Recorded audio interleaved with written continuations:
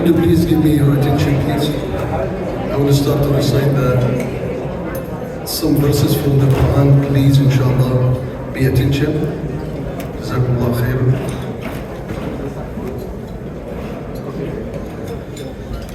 أعوذ بالله من الشيطان الرجيم. بسم الله الرحمن الرحيم.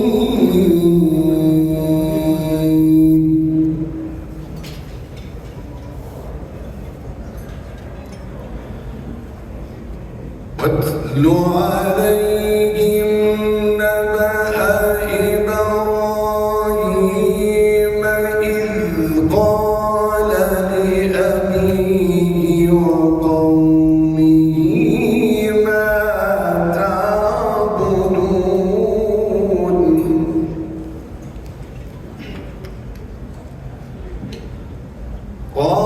قالوا نعبد أصناما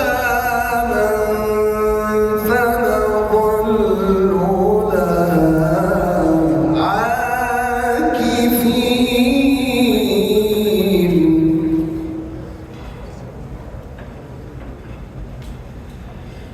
قال هل يسمعونكم إذ تدعون أو ينفعونكم أو يضرون.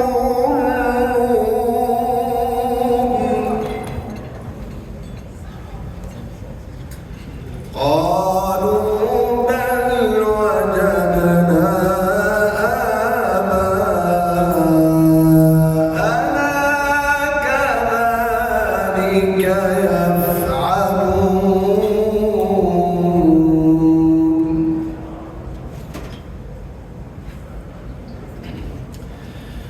قال أفرأيتم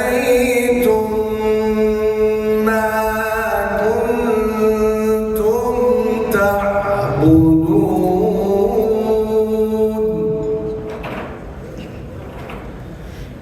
قال أفرأيتم ما كنتم تعبدون أنتم وآباؤكم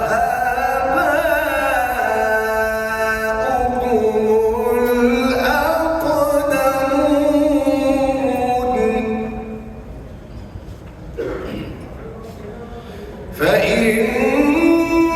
فإنهم عدو لي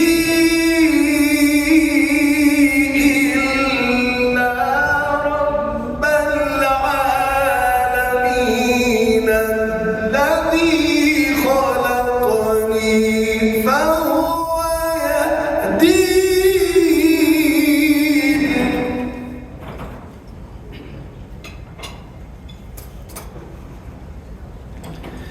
الذي خلقني فهو يهدين.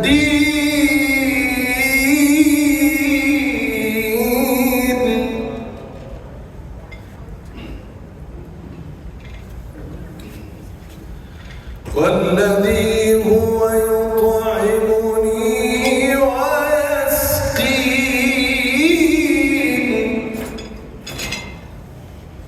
وإذا مرضت فهو يشفين. الذي خلقني فهو يهدين. والذي هو يطعمني ويسقين. وإذا مرضت فهو يشفين.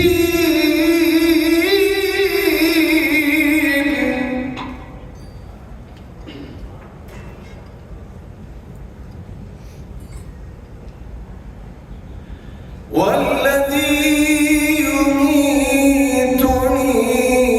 ثم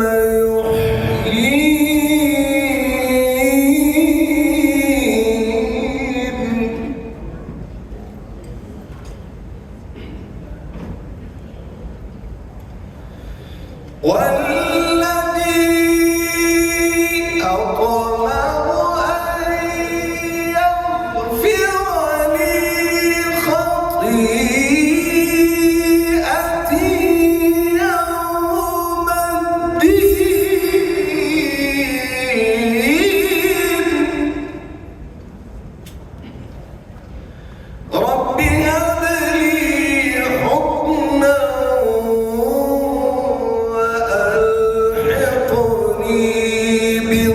رب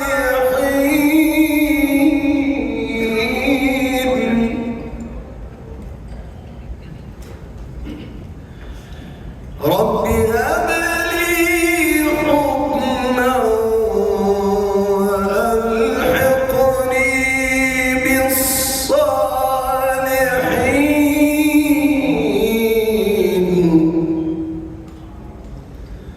واجعل لي لسان صدق في الآخرين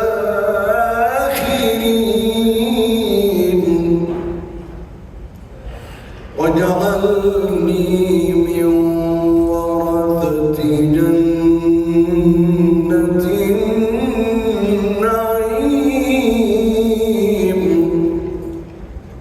واغفر لأبي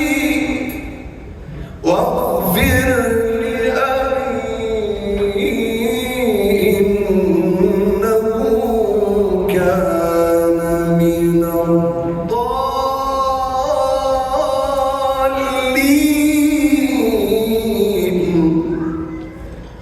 ولا تخزني يوم يبعثون ولا تخزني يوم يبعثون يوم لا ينفع مال ولا بنون يوم لا ينفع مال ولا بنون إلا من أتى الله بقلب سليم صدق الله العظيم جزاكم الله خير.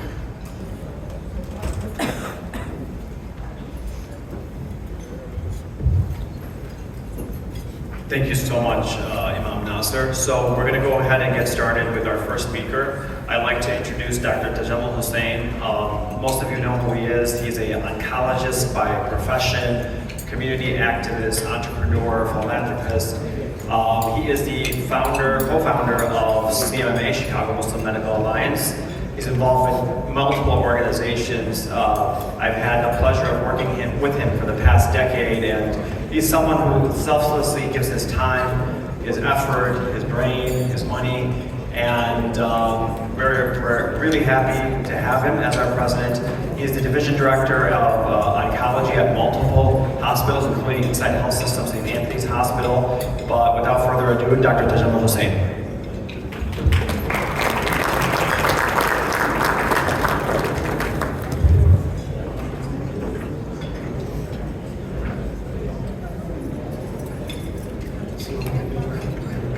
Good evening, everybody.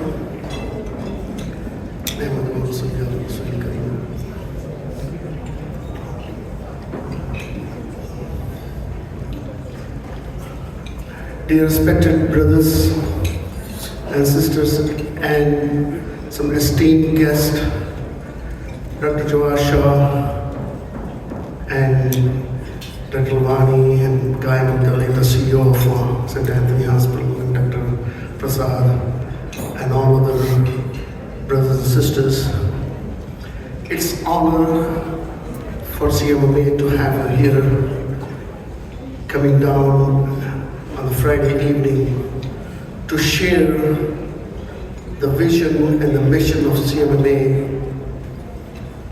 So I just want briefly to just express, as today one good word I heard from Dr. Shah was dream. In 2014, we had a dream, we saw a dream we want to do collectively, even though the name Chicago Muslim Medical doesn't mean, but we gathered together, but our goal and vision to serve the humanity irrespective of their any boundaries of religion or color or ethnicity. We want to work together because we are one human being. I just want to tell one ayat of Quran, لَقَدْ خَلَقْنَا الْإِنسَانَ فِي أَحْسَنِ تَقْوِيمٍ ثُمَّ رَدَدْنَاهُ أَسْفَلَ السَّافِلِينَ. It tells about the human being, and that's what we wanted to, the vision and the dream, to get together, to change the paradigm, to change the narratives in the world, and bring a new dawn, and move towards the benefit. Today the narratives are geared towards the material possession. Yes, we all need that, but the humanity, the human being was sent into this world for much more higher purpose, much more higher goal than the collecting the resources and wealth. As Almighty God has mentioned in the Quran, that we have created you, so can you go above the angels.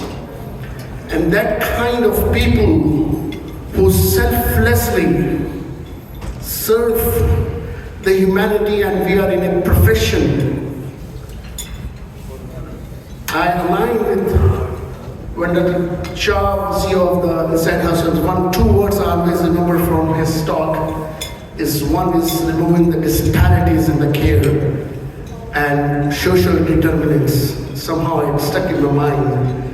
And that's what we are for. We dream that we want to bring help all sections of the society, inspire the youth to become those high level of human being, to serve the humanity, serve the community, to serve the world, enlighten the world selflessly, and serve our older people, help them in the delicate part of life. And now the escalating problem, what we are seeing is rise of mental illness across. So CMMA decided to work both at the primary level to prevent the catastrophes of mental illness, and also work at the level of family level, work throughout to bring the belongingness and selfless human being who can enlighten the world. At the primary level, we want to work in the therapeutic, spiritually, as well as with the medication and counseling. Our goal is 25 is to march towards and only focus, and globally, many respectables, we are privileged to have all the facilities, but in third world countries, in India and Pakistan, we want to establish, and we have already established 2 clinics, one in Hyderabad, India, and one in Pakistan, to serve those people who cannot even have. One thing which stuck to me one time, that one of my friend's brother-in-law, since he has a large family to take care, he has an abscess, he took a scalpel and cut himself, took this incision by himself because he cannot afford to go to physician, and he died from septic shock. And that shook me, and I decided that day I will start the clinic in Karachi, and alhamdulillah, we started in this November a free clinic in Karachi, and 250 patients we already served in 1 month. Our goal is to establish clinic in those medical health, in those they have nothing, they're dying because they cannot afford the medical care. Here in America, we want to work on and long-term wise, we are also supporting those organizations, the educational institutions like Burhan Academy. We want to have academic excellence, and we want to create those human beings from this educational institution. Our vision is those leaders which comes out from this educational institution who can serve the humanity selflessly and remove the darkness of intolerance and racism, and injustice and bring equality and one family, the whole world.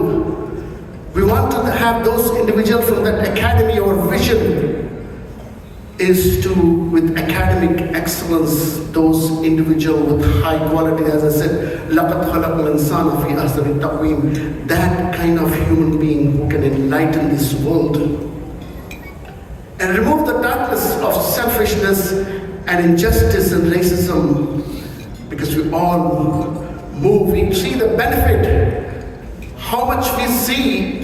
We want every individual to realize when we serve, when a cancer patient says, I get better, I'm feeling better, and in remission, how much you cannot even buy, it's not on Amazon.com, not in any mall, but sell you that peace, that kindness impact your heart, make you a better human being on how you feel. There's only way to wipe out the mental illness of the world is to serve with kindness and empathy and be united and be tolerant to everybody and make this world a one family globally. So it is bigger. This is the vision, the dream of CMMA, to establish both work in the field of health and education and support those organizations globally as Med Global. We want to partner with them. We want to do whatever they can. They're serving as work and travel with Dr. Salul in those areas in Yemen. And my son went when he was just married a month,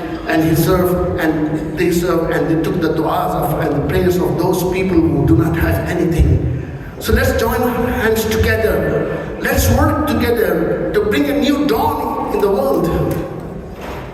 Let's work with kindness. We experimented enough with material sources. Now it's time to experiment with kindness and empathy and togetherness and work for everyone so that this world will see a new dawn and narratives change, and we work together to bring the light of highest level of human mankind and bring the humanity back. Thank you very much. Jazakumullah khair.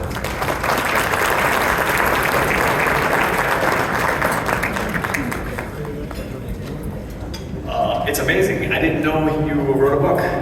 I spent so much time with him, but Dr. Hussain wrote this book, which is going to be released, Much is Misery, Hope, Healing, and Happiness. Amazing. So our next speaker, I've been giving this task about introducing people. The problem is their CVs are like huge. Like we spent the whole evening talking about them. So Dr. Jawad Shah. Dr. Jawad Shah is a medical graduate from the University of Manitoba in Winnipeg. Neurosurgeon by trade, did a fellowship at the University of Arkansas. And Jawad, now I'm going off memory, okay? Founder of Insight Health System. And it's amazing, I've been friends with his brother-in-law since childhood, and he told me this whole story. And Jawad looks at the hospital, he's from Flint, Michigan, and says, what's wrong? Why is this hospital closing? This hospital can't close. And David Malik and Jawad were on a bike ride. And he said, this serves so many people in the area. How could we use a hospital like this? And that led to Insight Health System. So we're honored to have Jawad. He's a philanthropist, a community activist, a father, a husband, a family person, but just a humble individual who has so much intellect and insight. Please welcome Dr. Jawad Shah.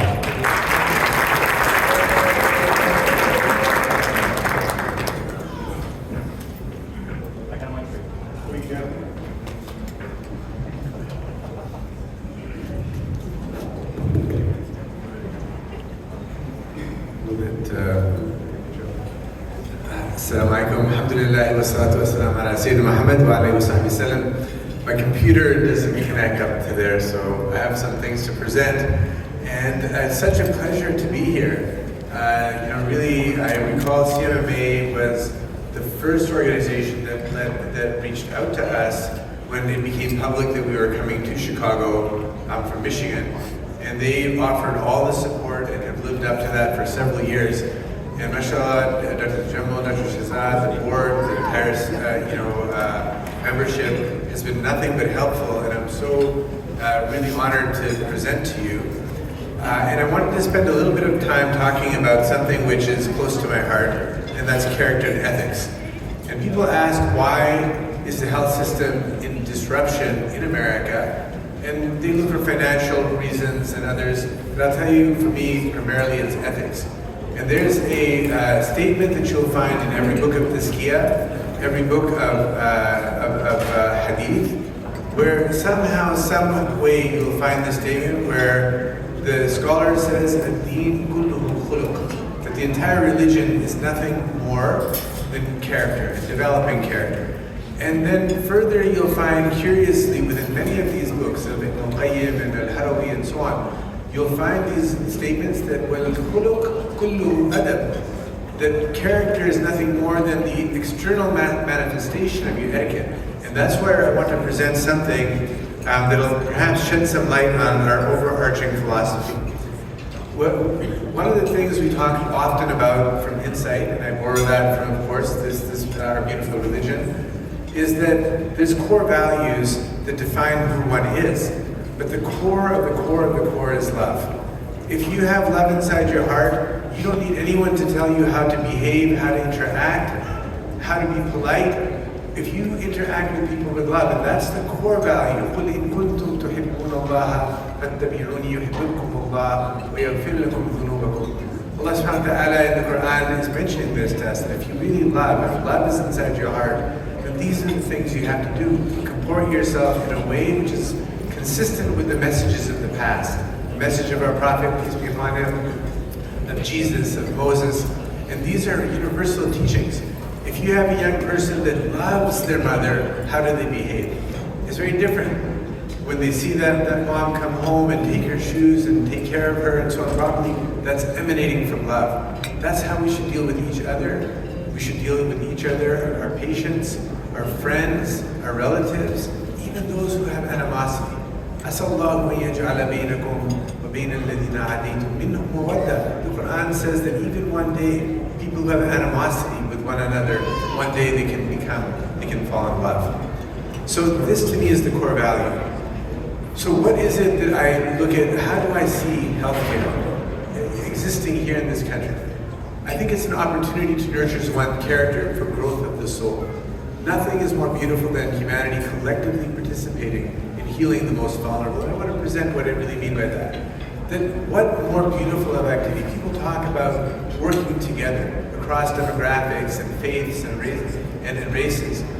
But speaking together is very different than actually doing something together. And what's more beautiful than taking care of the most vulnerable people in our communities and uplifting them? There's a statement our Prophet, peace be upon him, he made. He said, إِنَّمَا تُنْصَرُونَ وَتُرْزَقُونَ بِدُعَفَائِكُم, that you will be helped and you will be aided and sustenance will come to you by taking care of the most weak and most vulnerable in your societies. Don't think that this is a peripheral idea, and don't think that we're doing a favor. Those people that are the most vulnerable are angels in the sight of Islam, to raise them up and to give them opportunity and let them to enter into the reality that others have. And this develops the heart. Dr. Shakur, I don't know if he's here today, or our heart people, but the idea that what we try and do through our work and through our activity is to change who we are. You know, if you run a marathon and you work out and you get exercise, your heart becomes stronger. It then has automaticity, which allows it to beat in ways where it'll automatically react to its surroundings. When it's stressed out, it'll beat in a certain way. It'll become stronger. Similarly, the spiritual heart. As we train ourselves to be patient and kind and generous, that the natural reactivity of our hearts, our spiritual hearts, will be something beautiful. I wanted to show you this and talk a little bit about something which I think one of my patients is here in this audience. But this is very interesting, and it speaks to the idea that charity has to be in every element of what we do. There's a statement of our Prophet that said the human being was created with 360 joints. Now remember, this is 1,500 years ago. For someone to precisely know how many joints are inside the body is astonishing to me. The facet joints and the acipitocervical joints and the joints within the ear, but there's 360. And of course one can, depending on whether they're fused in some people and others, but that sort of precision, and then to say that every single day as an element of our faith, we have to move those joints. even 2 rak'ah of Salat al-Duha is enough. Now, why am I showing you this? Because I think you guys will be surprised. That's actually me. I snowboard. I love snowboarding, so I have my snowboarding stuff on. But in trying to describe the prayer posture here, you can see that I'm at a relative right angle. And the idea that you can exercise literally every joint through your prayer is incredible. So I'm of course, Dr. Al-Aqil, myself, we're spine surgeons. The idea that you can make the health of your body incredibly good by doing your prayer postures properly. And if you recall, our Prophet ﷺ told a young man that when he didn't pray properly or didn't use the postures, repeat it. Then pray again. Because you didn't pray it, فَلَمْ تُصَلِّ. The idea that if you do it perfectly. Many of us, when we do our prayers, those who are Muslim, you find you bend in a way that you're like the hunchback of Notre Dame. Okay, so, and then the arms are not straight. And when we go down, it's lazy going down. There's specific elements of this posture that I've amassed almost 140 pages, that if you do it properly, and every joint is exercised, and the shape of your back is flat, and you do all the motions properly, and you put your right knee down before your left, and you don't drag your hands, and you have straightness, there's some pretty incredible changes that'll occur to your body. And I'll show you one of them.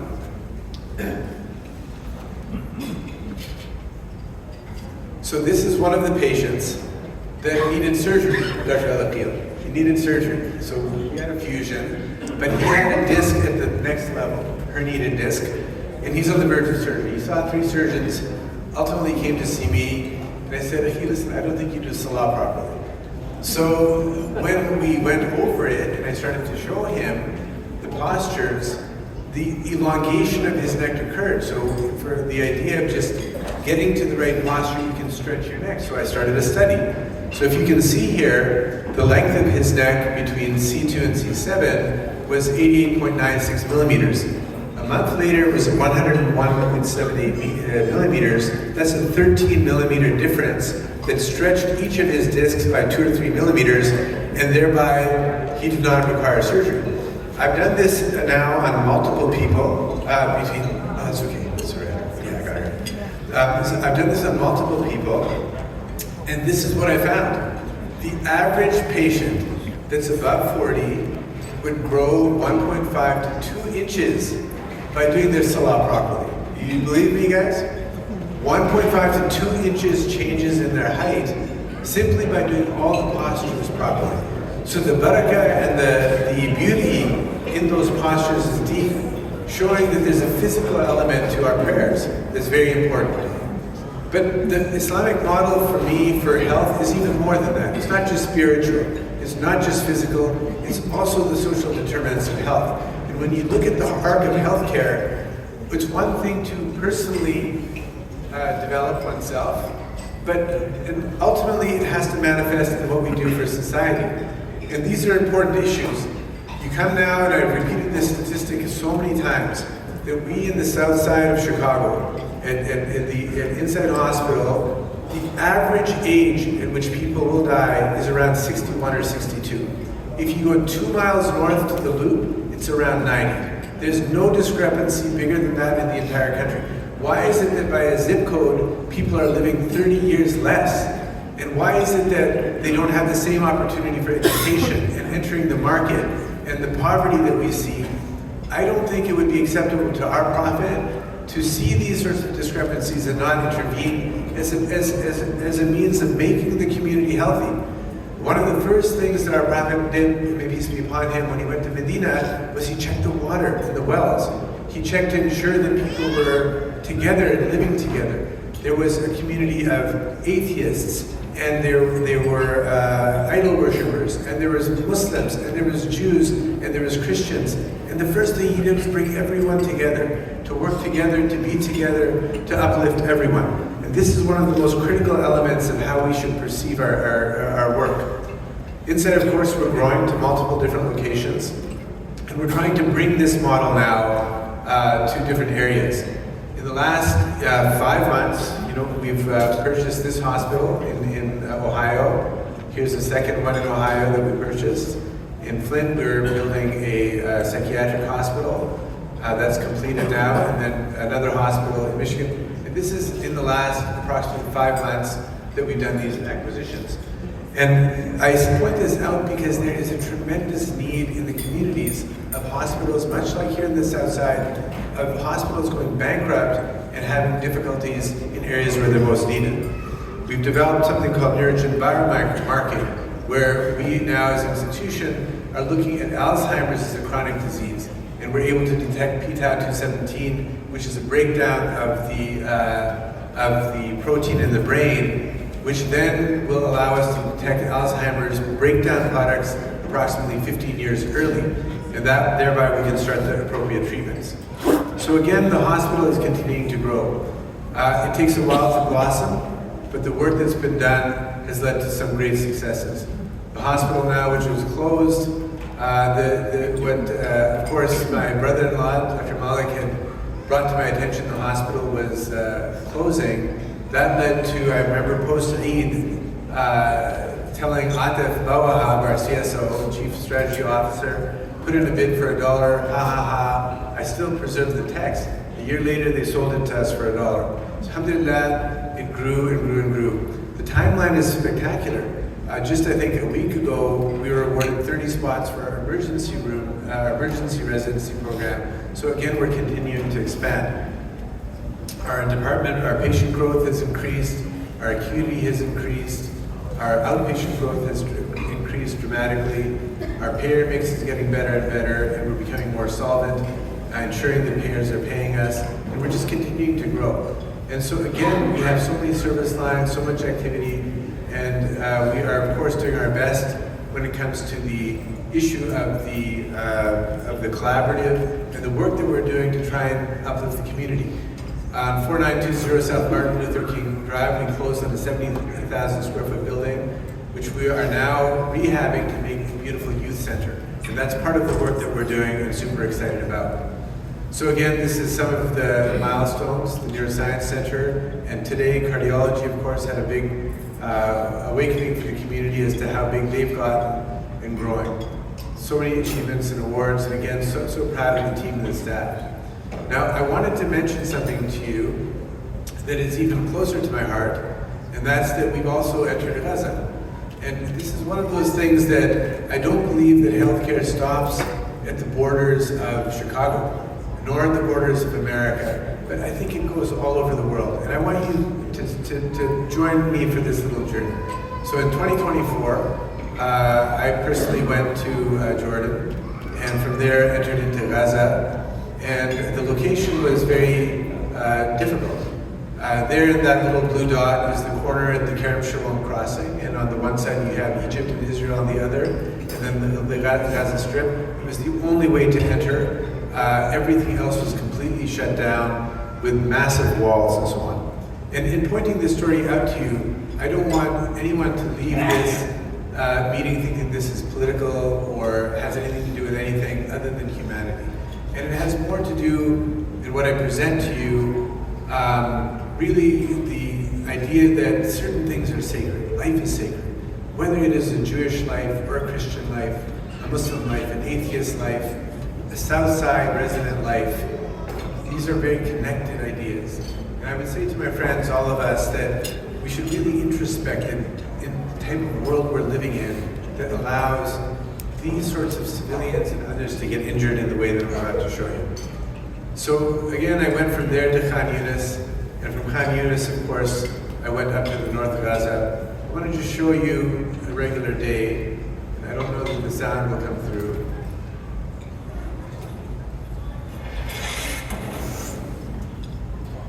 So that I found unusual. That was on my first night in Khan Yunis, waiting to be taken up to North Gaza.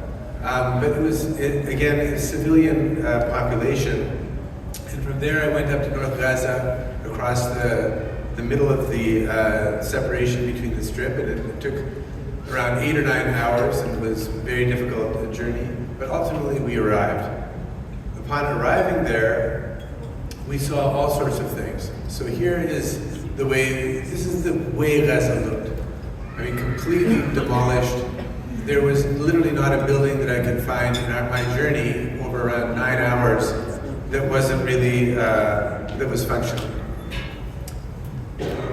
Here's a watermelon. They hadn't seen a watermelon for about 7 months. We brought one for them to the hospital. Here's an example of what I dealt with. So normally, sitting on the second floor, the third and fourth floor was bombed out. I would get called. I was on call 24/7. And we would see 80 or 90 people that would hit the emergency room. There'd be several hundred people dead in shrapnel and other things that they couldn't get them out of the buildings. And this was one young man who comes with blue eyes. He's sutured up at the incision site. He's near death, still alive. He still has some activity, but he has a massive skull fracture. Ultimately, the fracture has to be fixed. And now going into the operating room, we didn't have the equipment the first day, found drills and other things to rubble, and ultimately we're able to put his head back together. This is one of those cases for the medical people here.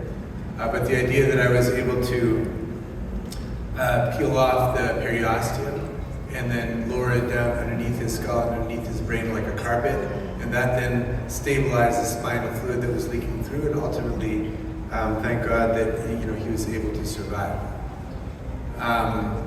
So this is him post-surgery and doing well, but again, unsterile situation, difficult to operate, and so on. Here's another one that I want to show you. This is my love. Her name is Jannat.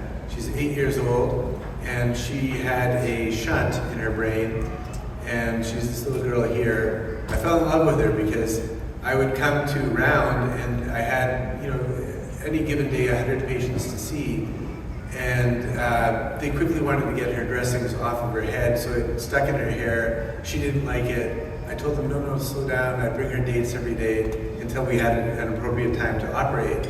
But she has a shunt going from her brain into a beer trawl, and she had shrapnel that opened up her neck, and so her shunt she had since she was 2 months old was exposed. It's infected.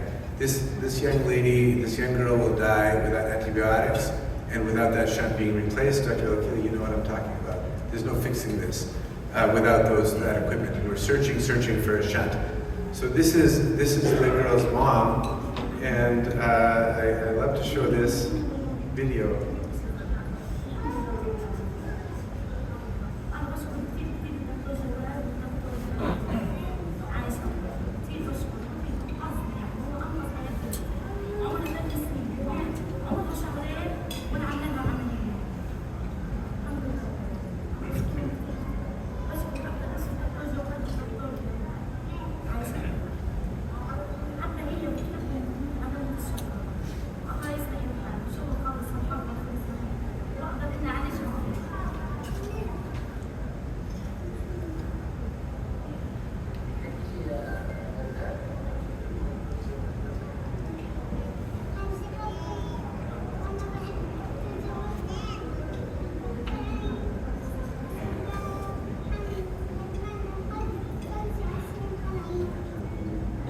So this little girl is just saying how much she loves me and the other physician, and she was hoping that the war will end so she can play. Again, I can give you story after story, but I will show you the emergency room.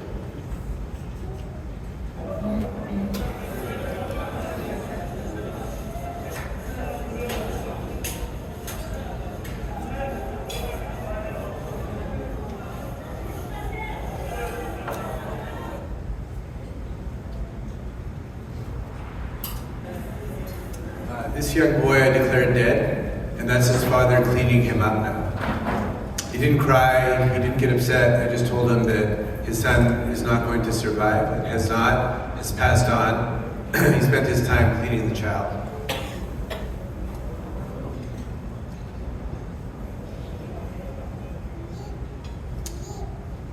I don't want to prolong, maybe I'll just move on. And I'm pointing this out to you, my friends, my brothers, sisters, colleagues. This world is a very difficult place. That we can live and we can see a young child like that hurt, a civilian. I understand combat and I understand hostilities and and so on, and soldiers and what they do, and wrongly, or I'm not here to comment on that. But for being a hospital operator, and being in Gaza, and being in the south side of Chicago, or being in Iowa, or in Flint, Michigan, or in Ohio, in Trumbull, I see that there's a common thread. And that common thread really, people in this room, physicians and non-physicians, that, are we not bigger than this at this stage in our history as a human civilization? That conflicts lead to the inappropriate destruction of entire families and civilizations and children's and futures and so on and so forth. Us, causing that harm, causing that hurt is one thing. We have an opportunity to correct that by taking care of the most vulnerable people within our communities and societies. I would say that now in my presentation, I thought about whether I should, go deep into this discussion, but there's such a common thread, and really, for me, the model of what we should be as people. Dr. Tajammul, he made this beautiful statement about this verse in the Quran, لَقَدْ خَلَقْنَا الْإِنسَانَ أَحْسَنَ تَقْوِيمٍ. Like, the most beautiful thing is a human being that works in beauty and does these good things together. The Sheikh was reciting the verses of the Quran. He said, speaking about God, saying, وَالَّذِي يُطْعِمُنِي وَيَسْقِينِ, that God's the one who feeds me and He gives me drink. And it's an adab or an etiquette of how you interact with God. Because when he came to the verses about sickness, he says, فَإِذَا مَرِضْتُ فَهُوَ يَشْفِينِ, that when I'm sick, right? Sickness, though everything is from God, he ascribes to himself. وَإِذَا مَرِضْتُ, when I'm sick, God cures me. Not God causes me to become sick. Brothers and sisters, friends, let's make a better world together. Let's do our best here in Chicago. Let's do our best across this earth. It's a global community. And may this be the last year that we see these sorts of terrible hostilities and anger and negativities. God bless you all.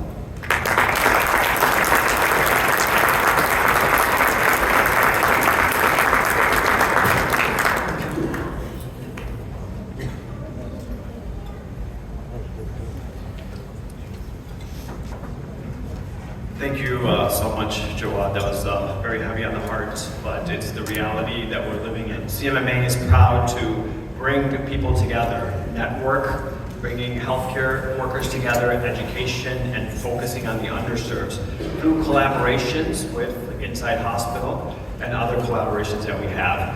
Our next speaker is Guy McDaglia. He's the president and CEO of St. Anthony Hospital since 2007. Under his leadership, the system was rated as Best Value Hospital by Mino Healthcare. In addition to St. Anthony Hospital, he's the president and CEO of Chicago Southwest Development Corporation.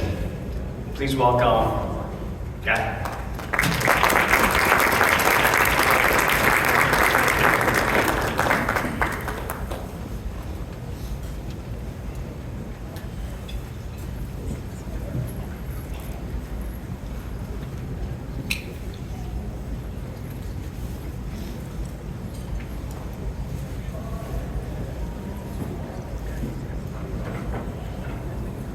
Thank you, or good evening. I will tell you, walking into this facility, I felt relatively comfortable talking about the topic that I was given, which is the role of love and kindness in treating human lives. And I will tell you that I think I'm a pretty tough guy. I think I know I am. I grew up in the projects. To get from one block to the next, you had to fight your way. If you didn't know how to fight, you ended up in the emergency room. But I have to tell you, after listening to my friend just now, there you are, and seeing what went on in that hospital, I don't care how tough you are. It has to get to you. It has to. If it doesn't, really need to look into your soul. You know, and by the way, it threw me right off. So, you know, it'll shake up anybody. But here's what I want to say to you. You know, the role of love and kindness is common sense, isn't it? I mean, if we think about it, I have 2 children, boy and a girl, and as they were growing up, and now my grandkids, I treat them about love and kindness. However, what I do is, I want to know what they do to show love and kindness. See, love and kindness are just words. And I don't care what hospital it is. It's not easy in your profession. I'm not a clinician. But I have some wonderful clinicians at St. Anthony Hospital. I'm still choked up over watching the videos. I want you to know that's it's heartbreaking. So it's not easy to show love and kindness, but collectively together, we have to find a way to forget the words and actually provide the action. And that's not easy, because we become so consumed with everyday life, don't we? I mean, think about it. We get up, we go to work, we drive, it's in snowy weather, we get agitated because of the traffic and what we hear on the radio, and all of a sudden the thought of love and kindness isn't in the front of our head, is it? It's something else.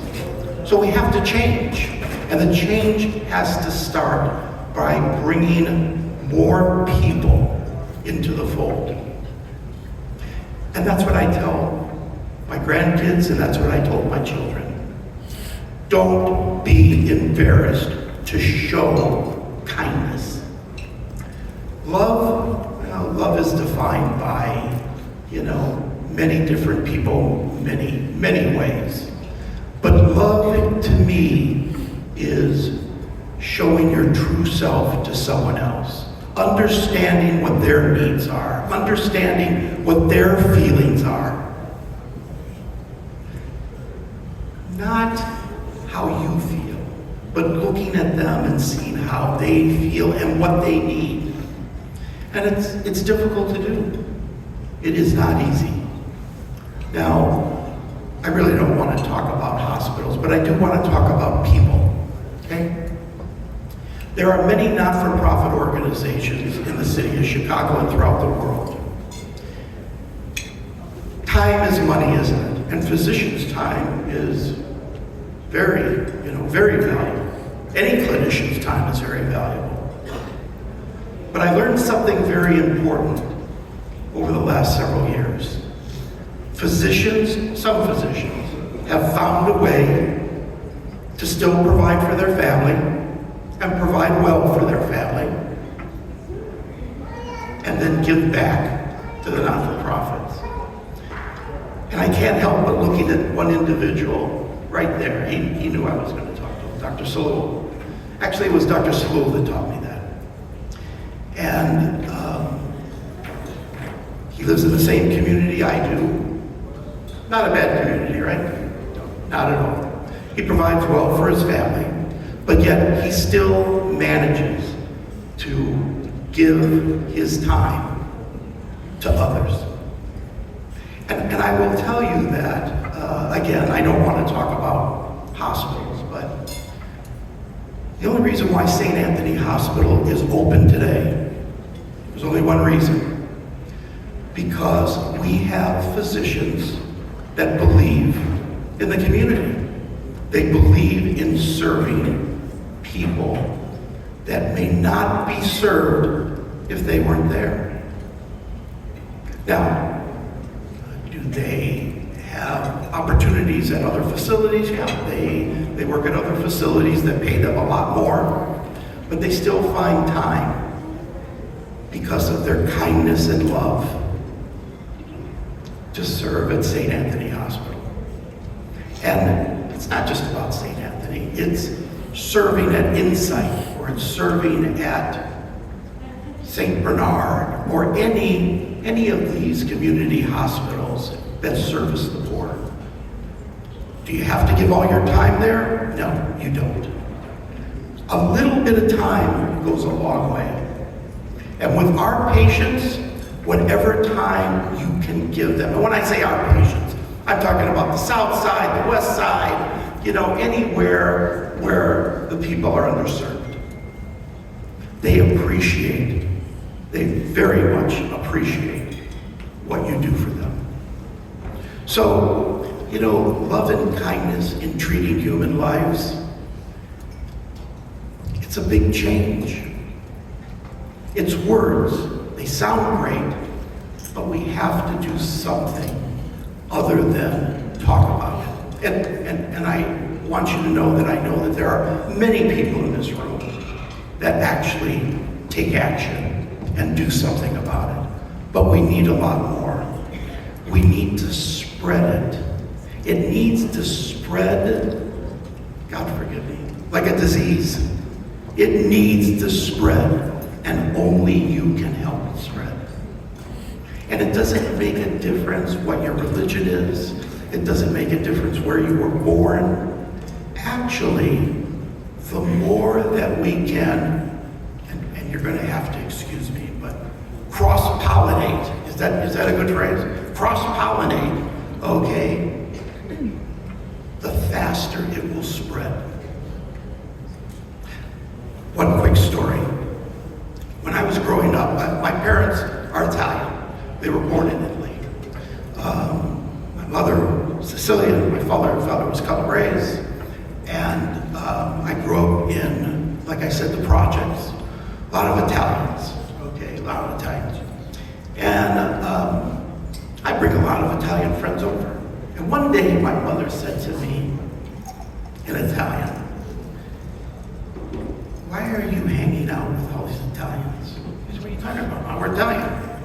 And she said, "Let me give you some advice. Start finding other people other than Italians to hang out with." I said, "Mom, why would I want to do that?" She said, "Because you'll be smarter in the end. You will learn more.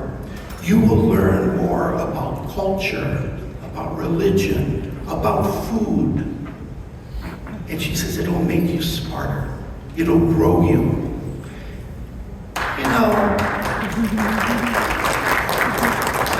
I had a very smart mother. She was. God bless her. She was very smart.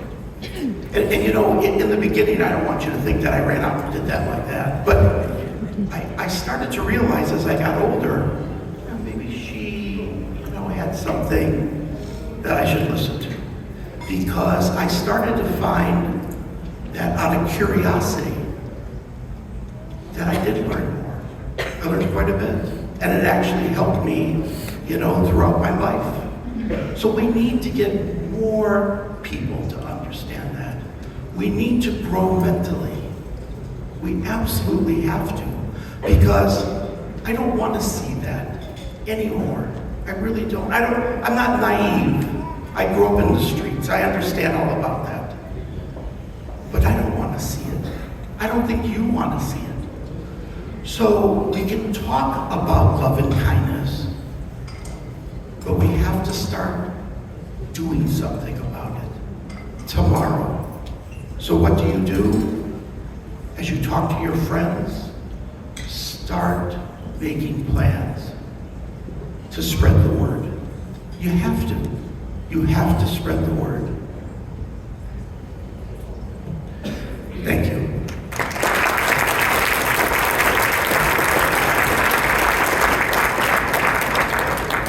Thank you very much. We have a short informational video of CMMA activities. We thought this would be the best way of conveying some of the stuff that we do. So we're going to go ahead and play that video.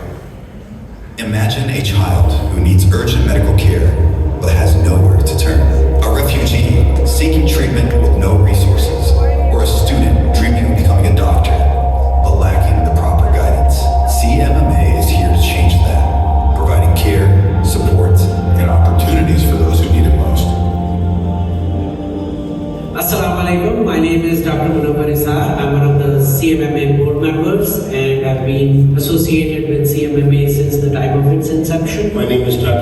Mohammed Shahzad. I've been practicing at the Western Oakbrook area. I have been associated with the Chicago Muslim Medical Association since 2017. Approximately 10 years ago, Dr. Tajammul Hussain and Dr. Ismail Shakib had a vision to bring together Muslim physicians under one platform, bound by our deen and profession. CMMA was conceived in the corridors of Jackson Park Hospital, where we used to work. A couple of minds got together, and every year there has been an impactful thing, one after the other. What started as a simple idea has now grown into an organization that supports Various healthcare initiatives, medical and educational initiatives of disaster relief, charitable association with other organizations like dignitaries. It is also associated with Med Global, charity organizations. Through collaboration and unwavering dedication, CMMA continues to make a lasting impact, both locally and globally. Locally, we have had hundreds of health fairs which have impacted hundreds and thousands of people. They provide the services on a weekly, on a bi-weekly basis, which is creating an impact. From Pakistan to Palestine, CMMA has provided vital healthcare services to those in need. Our overseas efforts are in terms of clinic established in Karachi in Pakistan, Hyderabad in India, Cox's Bazar in Bangladesh have had medical missions. We have had medical missions in Gaza, Palestine, Syria. Offering consultations, IV treatments, laboratory tests, and essential medicine. Each of these clinics operate with minimal overhead. Every single dollar was spent towards the rehabilitation of these people without even a $0 administrative cost. We are in the middle of starting up a new project in Lahore. We will be serving all the needy people who have no healthcare benefits, and they will get free medical care. We have also installed 2 machines in the operating room for anesthesia for the people who have no money to get the surgeries done. Alhamdulillah, that project has gone very significantly successful in the new hospital, and inshallah we will do more in that area. CMMA has also been at the forefront of emergency relief efforts. We raised about $300,000 for the disaster relief in Pakistan when there was a huge flood in Sindh and other parts of Pakistan. In association with Human Development Foundation and CMMA, we raised all this money and sent it to Pakistan for disaster relief, which included building new houses for the people who were displaced from their homes just because of these floods. The situation in Gaza and Palestine is dire. Thousands of families have been torn apart. Tens of thousands of children have been orphaned. A severe food shortage has left countless people struggling to survive. With the healthcare system in ruins, medical care is scarce, and the need has never been greater. While the world debates and political decisions take time, we as Muslims must act now. CMMA has partnered with organizations working on the ground in Gaza, providing thousands of meals each day and delivering urgent medical care in makeshift tents. But this work is only possible with your support. Together, we can continue to bring aid to those who have lost everything. Psychological and behavioral health issues are affecting every family.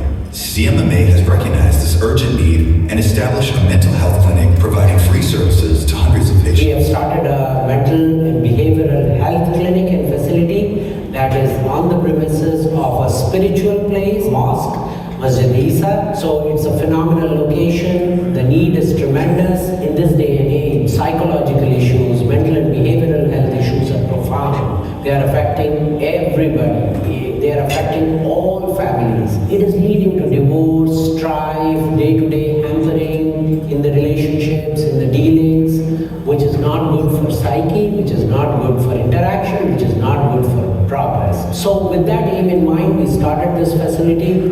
It is currently working and functioning. We have had tremendous response. People love it. Hundreds of people have benefited from it. We want to take it to the next level. We want to start providing in-service provisions of services in the area that we have. We have about 25 to 30 psychiatrists, counselors, psychoanalysis going on, sessions, counseling. We would love you to get involved in this, to help us by way of donating your time, or you could donate financially, give sadaqah, zakat. This is eligible for people who cannot afford, so we would love to have your support. we also want to advance this to a medical facility, providing general medical care. With your continued support, we can expand these services, breaking barriers to mental health care in our communities. Please remember us in your prayers, make dua for us, make dua for our success, and so that we can help empowering the community, our people, with the tools that they need to help resolve situations, to deal with day-to-day conflicts, to have a lesser effect on their psyche so that they can be more productive members of the community. In the last few years, CMMA has contributed over $1 million toward medical aid, disaster relief, and community programs. When earthquakes devastated communities around the world, CMMA provided nearly $200,000 in emergency relief. During catastrophic floods, CMMA took swift action, raising over $120,000 to rebuild homes and provide life-saving aid. Through our partnerships, CMMA has contributed more than $125,000 in disaster relief, humanitarian assistance, and medical aid, helping those affected by war, displacement, and crisis. To address food scarcity, we have distributed close to $100,000 in essential supplies, both locally and globally. Beyond just crisis response, CMMA is committed to building a stronger future, investing in education, community support, and accessible healthcare. CMMA played a key role in the establishment of Burhan Academy, dedicating $500,000 to build and expand educational opportunities for future generations. At Masjid Isa, another $500,000 helped construct and develop a center for faith-based learning and community guidance, ensuring that vital programs continue to serve those in need. CMMA has also provided $50,000 in direct aid to support refugee care, rehabilitation, and settlement, helping families rebuild their lives both in the United States and abroad. Recognizing the urgent need for mental health services, CMMA established a behavioral health clinic in Addison, Illinois, investing $30,000 to provide free counseling and psychiatric care for those struggling with mental and emotional challenges. And to reach underserved communities with little to no access to healthcare, CMMA has funded free clinics in Hyderabad as well as Karachi, Pakistan, allocating $30,000 to ensure these clinics provide medical consultations, lab testing, and essential treatments for those who would otherwise go without. Healthcare saves lives. Mental health support transforms futures. Disaster relief brings hope.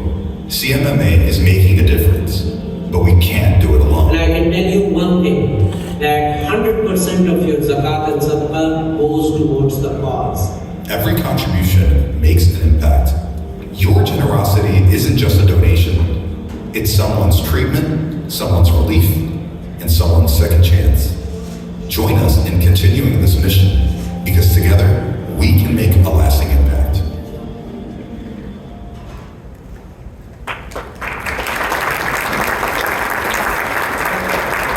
So I'd like to acknowledge a few more organizations, the Gala, the Thalassemia Care Center. They are partners in Karachi, Pakistan. They serve an underserved population with thalassemia, very unique work that they do. Please spend some time at their booth. The Illinois Muslim Civic Coalition, the Illinois Muslim Chamber of Commerce, obviously Inside Hospital, Med Global. They're all here today, and we work with them closely in various avenues. We are delighted and pleased, all the way straight from the airport to Shalimar. We have a special guest with us, and we really would like everyone to really welcome her. She is a staunch supporter of the American Muslim community, the Congresswoman from our 3rd Congressional District. She doesn't require an introduction. I've met her multiple times, very sweet, very kind, and very humble. Please welcome our beloved Congresswoman, Davia Ramirez.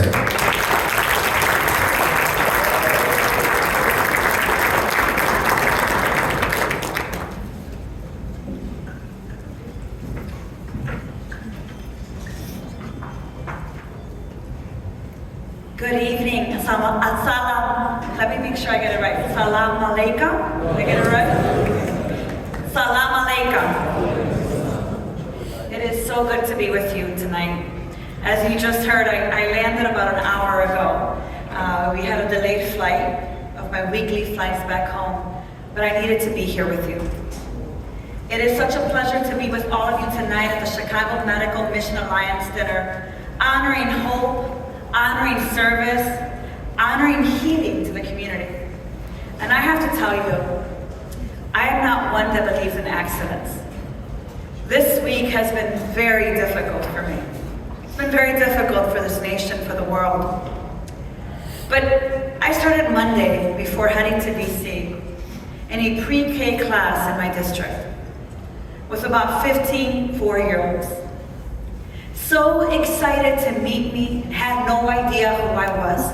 They didn't care if I was a congresswoman. They didn't care if I went to Washington, D.C. They didn't care if I represent 757,000 people, or if I make laws, or if I stand up to the president, or if I do anything. They just wanted to know what I was going to have for lunch that day. The beauty, the curiosity, the humility, the love of a 4-year-old. And as I looked into their eyes, I started thinking about the work that we must all do to ensure that those 4-year-olds continue to have curiosity, continue to be courageous, continue not to care about titles, but to care about humanity. And so I left that classroom and I said to my chief of staff, actually my district director went with me, can you make sure that every single week before I go to Washington, D.C., that I visit a pre-K class? Well, I visited, I needed that energy, and it was a really difficult time. If you've been watching the news, you have seen all that is happening around the world. The attacks on global aid, the attacks on humanity, freezing funds that provide medical care. And I don't believe in accidents because I started in that classroom, but I get to end my week with all of you. Actors of change, of hope, and lovers of humanity and peace. So thank you for having me with you tonight.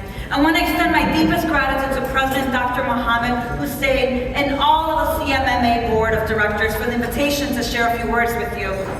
And while I've had the pleasure of meeting some of you, I've had an opportunity to talk to a number of you many times. I want to make sure for those of you that don't know me, that you get to know me a little bit more.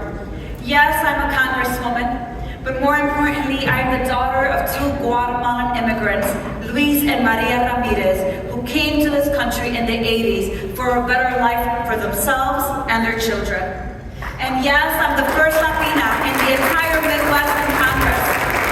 But what's most important is I was taught that to lead, I must remember the values that were instilled in me.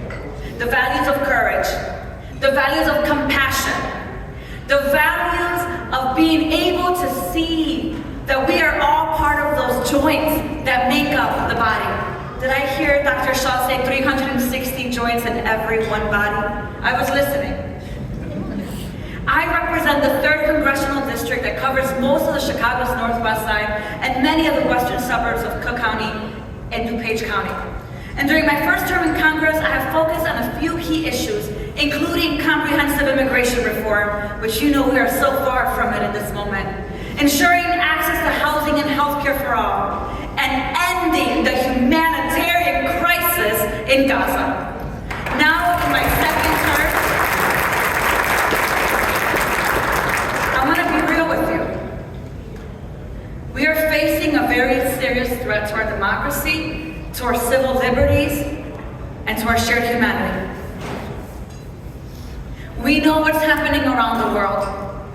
And when governments fail to lead and do the thing that they were elected to do, it is groups like CMMA who have always stepped up.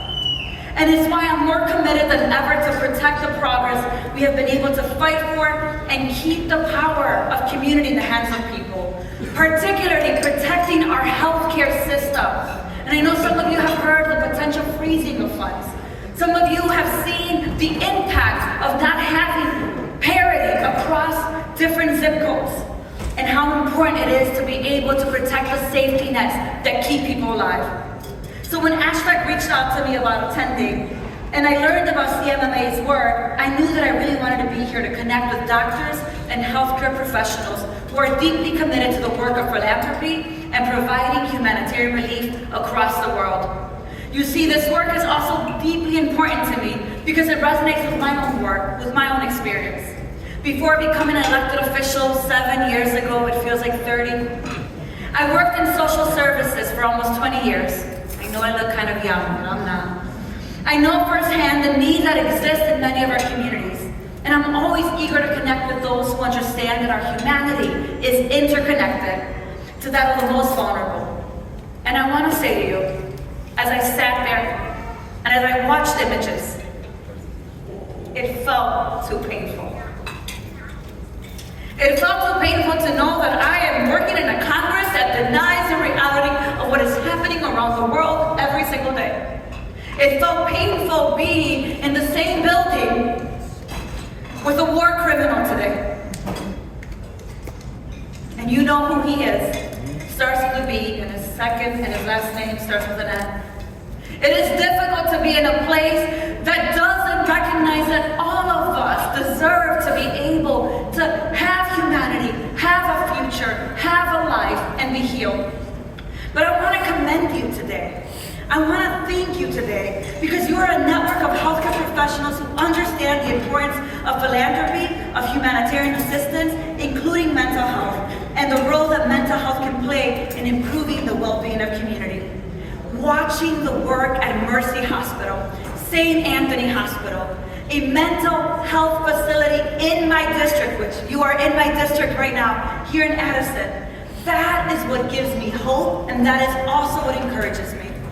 And I have signed on to many bills that address the issues of mental health, and I'll continue to co-sponsor those.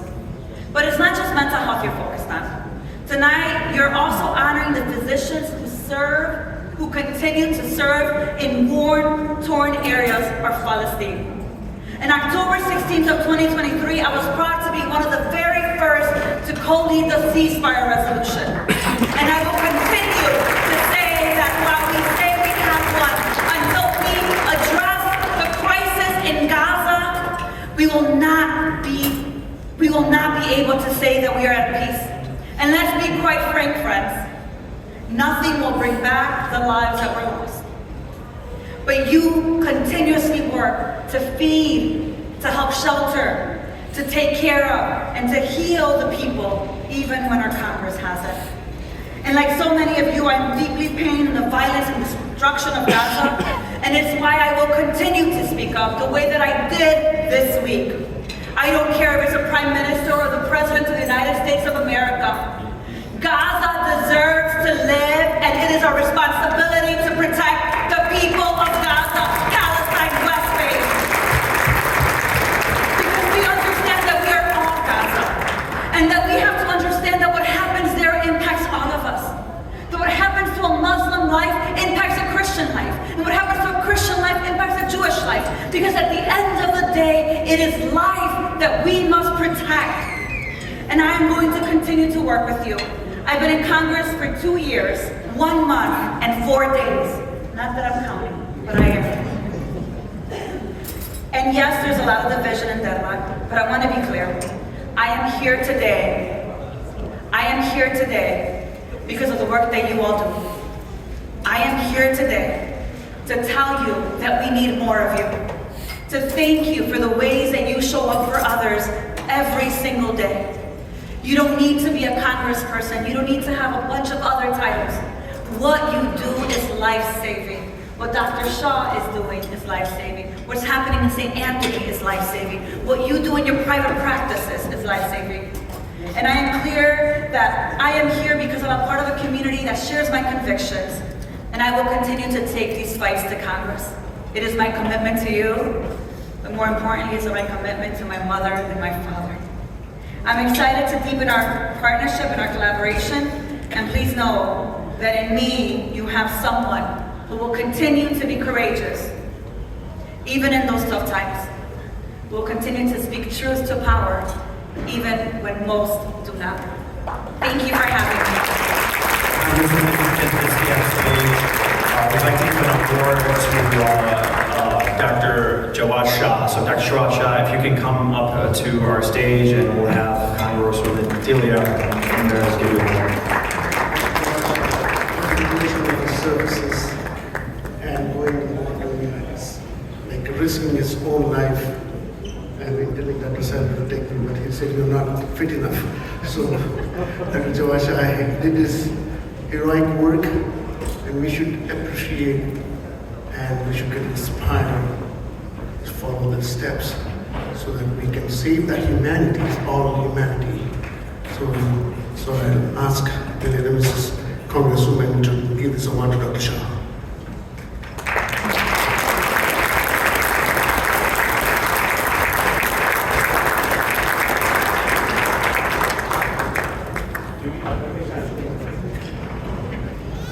Two great people. We gotta take this pose.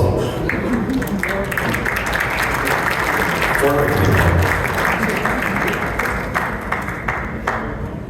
I'll make an extra trousers. I'm hungry.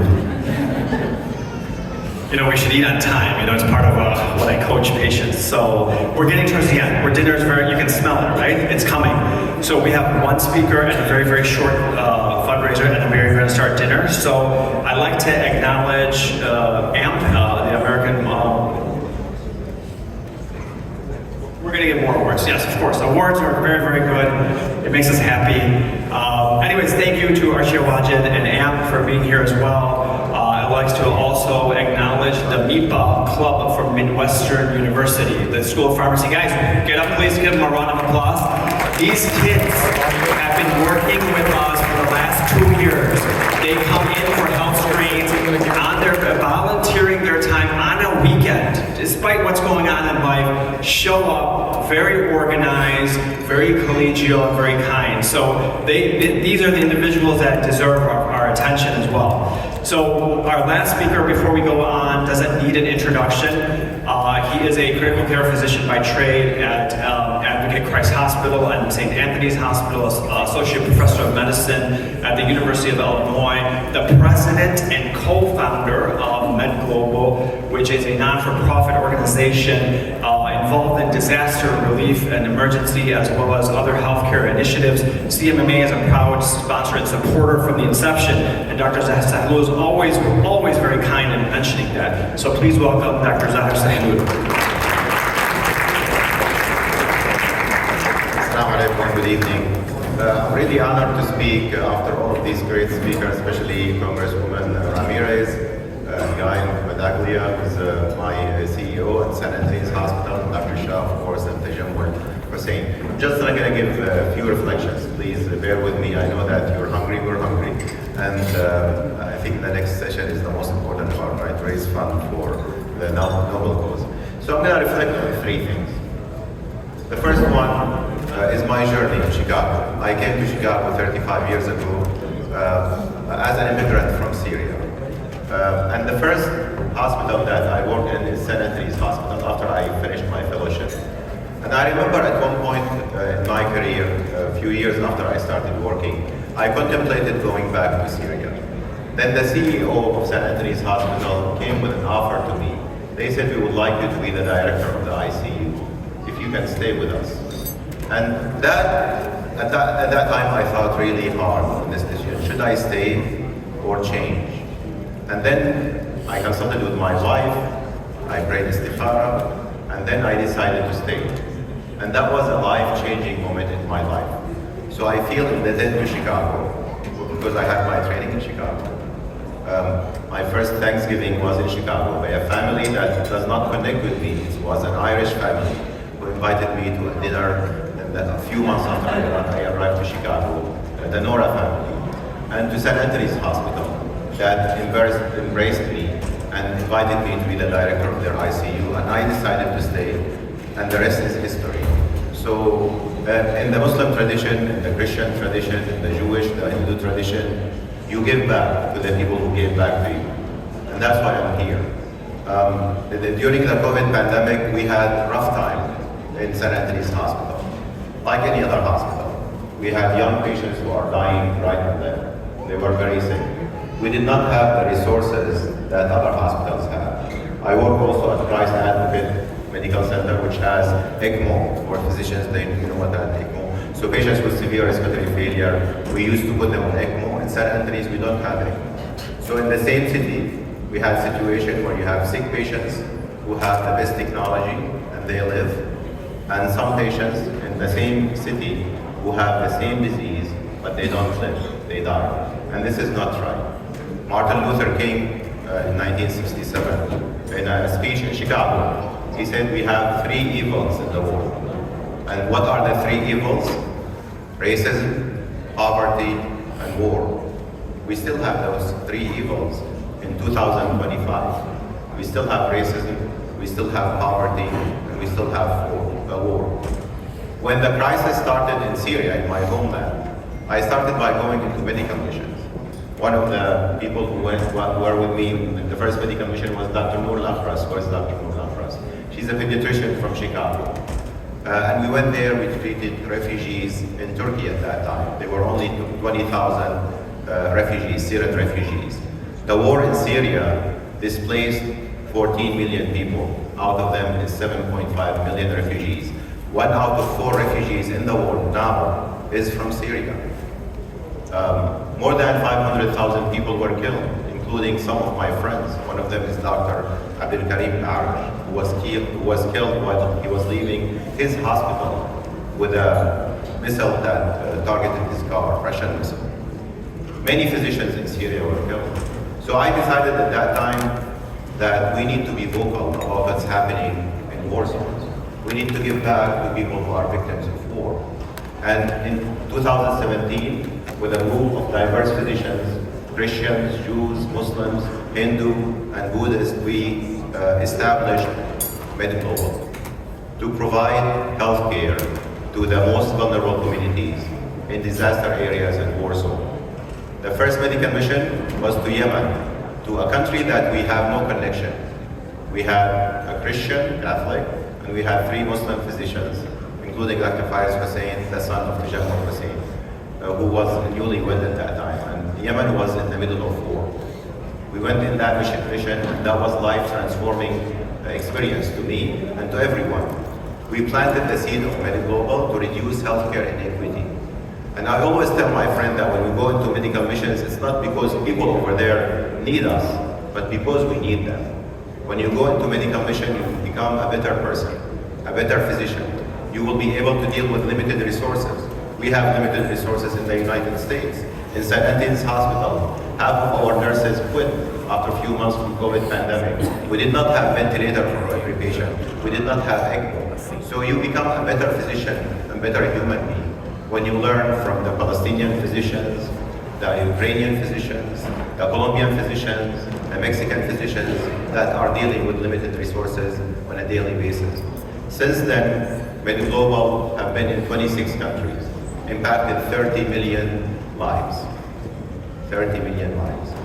So I would like to end with this. The essence of the verses that were recited by the Imam in the beginning was talking about Prophet Ibrahim, who is the father of all prophets. So wherever you belong to, Ibrahim or Abraham is your father. And it talks about when you meet God, you have to have qalban salim, a clean heart, clean heart. So when you make your intention to do something good, and you have good intention, good need, a clean heart, then God will open doors for you. So I'm going to encourage you, because the next session will be opening your heart and pockets to donate to CMMA, is to make niyyah, an intention to help people who you have no connection to, and God will open doors for you. Thank you very much. Please stay on stage for 1 second. We have an award for our CEO of St. Anthony Hospital, Guy Medaglia. Please come up to the stage, and we just have to acknowledge you for your service to the community. By the way, Guy has a vision about starting or rebuilding St. Anthony's Hospital at a new place. It's called Focal Point. Hopefully within a couple of years we'll have a new hospital.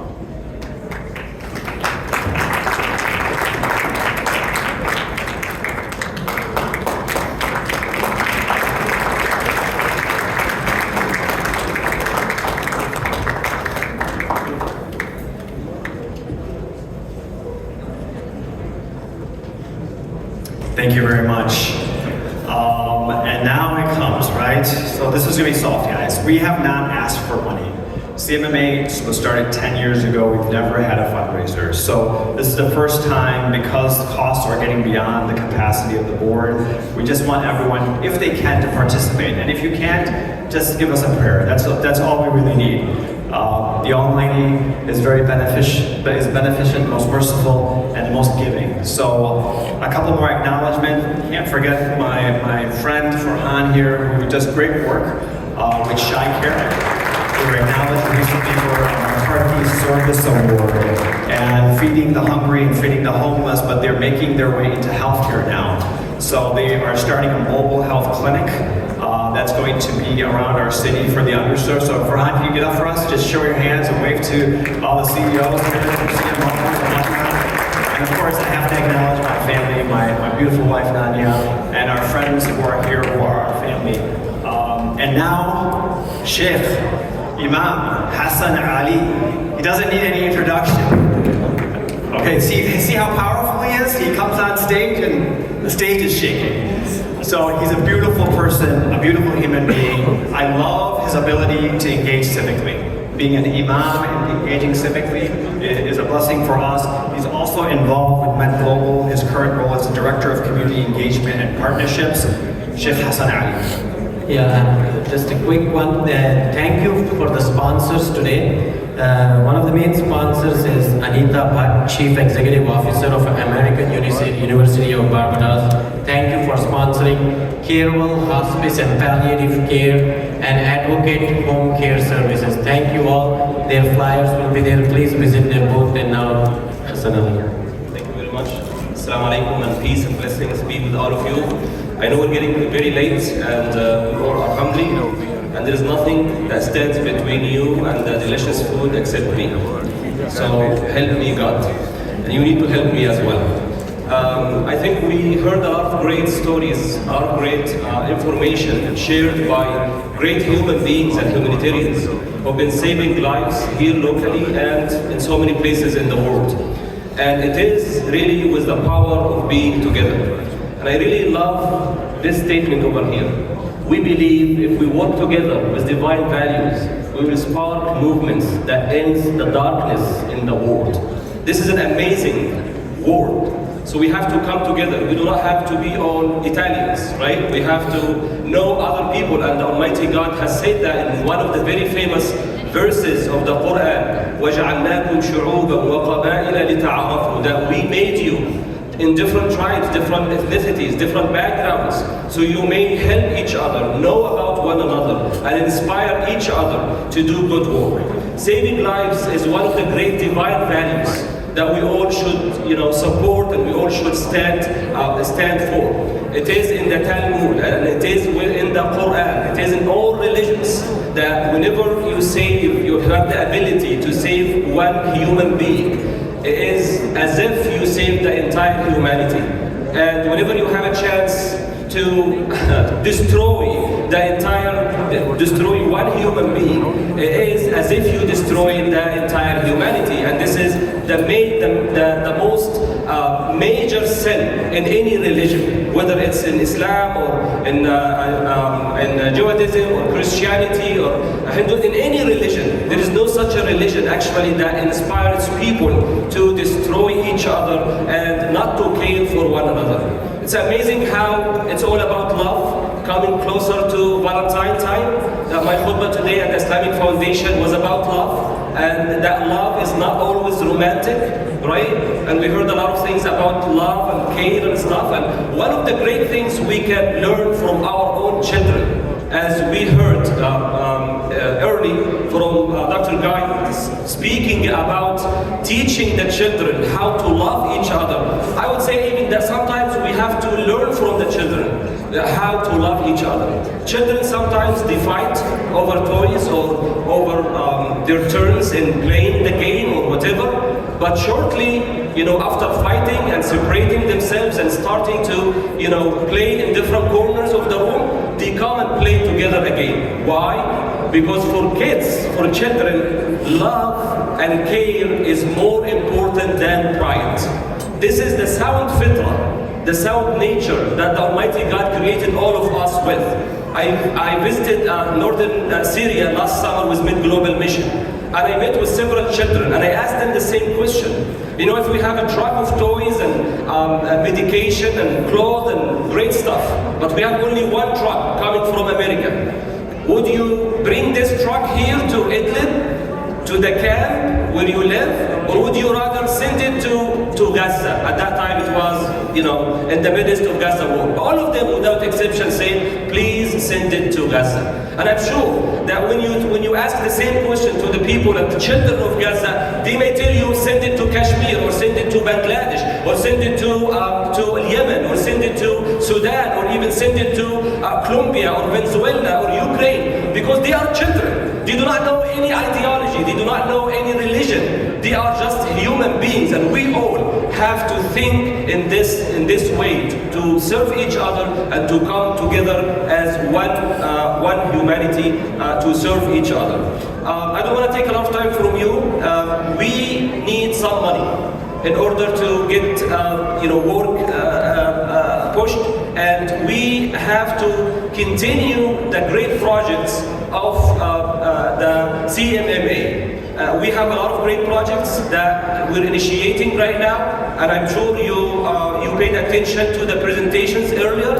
We have the mental health clinic in Addison, which will cost between $50,000 to $80,000 a year. We have a clinic in Hyderabad, India, which will cost about $30,000. We have another clinic in Karachi, Pakistan, another one in Lahore. All of them, each one will cost between $30,000 to $50,000. So you can sponsor with your business, or whether with your family, or look around you with your table and raise your hand to sponsor one of these events. So I would ask the first hand, or the first table, or the first business owner, or the first clinic to say that I'm willing to pay from my zakah or my sadaqah. And again, you do not have to pay now. You can commit now and pay it in the first day of Ramadan. I'm an imam, and I can tell you that this is permissible as well. And the work that done by CMMA and their partners is zakah eligible. So you do not have to worry about that, inshallah. Saving lives is one of the best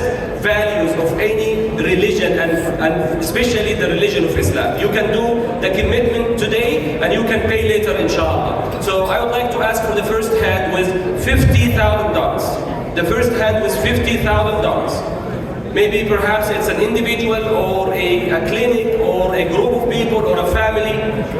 Do we have one hand? We have it here, mashallah. The chairman of the CMMA, Dr. Tajammul, mashallah. Give him a hand. May Allah bless you and bless your efforts. Say Ameen. May I have another hand with $50,000 to honor his hand, to honor this great contribution. Again, this could be from your zakah or your sadaqah. It could come from a group of people or a family to honor those who are in need. Do I have another hand for $50,000? Do I have one more hand for $50,000? You can do it together. You do not have to do it by your own self. Come together. Again, if we work together, if only we work together. Do we have one more hand? One more hand with $50,000? Right, let's move to maybe $10,000. Let's make it easier for all of us. Do we have one? We have one here. Please give him a hand. Again, our leaders of CMMA are giving their time, their talents, and their money. May Allah bless, and may Allah give them more. Say Ameen. Do we have another hand? We have another hand here. We have another hand here. May Allah bless you, brother. Give him a hand, please. Please. May Allah subhanahu wa ta'ala give you more and bless your efforts and give you barakah and blessings in your family, your children, and everything you do. We have two hands for $10,000. Do I have a third hand? Do you have hand number? MashaAllah, we have it here. Again, our leaders, give them a hand, please. Our leaders. When my dear Dr. Ishar told me that we will have this fundraising, I asked him how much you raised last year in this event. He said this is the first event, because historically they've been just collecting money from themselves as board members and volunteers. And we really want to honor their work. We want to add more, inshallah, so we can serve more people. So the barakah and the goodness can reach to more people. Do we have another hand for $10,000? Do you have another hand for $10,000? One more hand for $10,000 coming from the right or from the left, a sister or a brother. Do we have one hand for $10,000? We have here, mashallah. May Allah bless you. Give him a hand, please. May Allah bless you and give you more, mashallah. Mashallah. So I think we have Dr. Basir and we have Dr. Ezra. Yeah, mashallah. Jazakallah khair. This one, Dr. Basir. $10,000? MashaAllah. Give him a hand, please. May Allah bless you and give you more. Say Ameen. Thank you, brother, for your contribution, MashaAllah. Dr. Ezra also is contributing $10,000 and Dr. Shahzad, and also we have from Anonymous $10,000. Give them all a hand, please. May Allah bless